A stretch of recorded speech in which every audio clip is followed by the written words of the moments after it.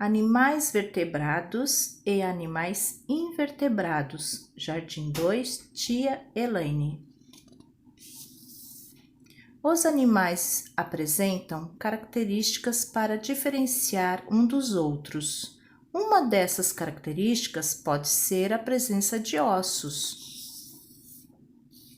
Animais invertebrados. Os animais invertebrados não possuem ossos. Algumas espécies possuem o corpo mole, outras apresentam uma estrutura rígida que ajuda a sustentar o corpo. Vamos conhecer alguns exemplos de animais invertebrados?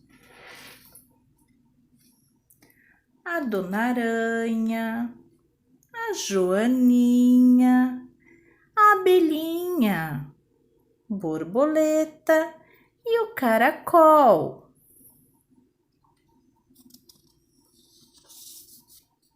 Animais vertebrados. Os animais vertebrados são aqueles que possuem ossos, formam a coluna vertebral e o esqueleto. Essa estrutura ajuda a proteger os órgãos e permite que esses animais sejam maiores. Os animais vertebrados são divididos em 5 grupos: peixes, répteis, anfíbios, aves e mamíferos. Vamos agora conhecer alguns exemplos. O tigrinho,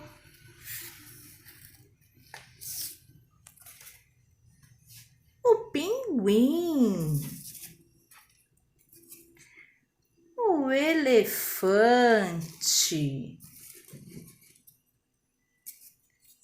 o coelhinho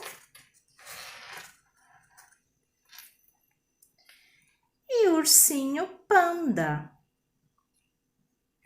Esses foram alguns exemplos dos animais vertebrados.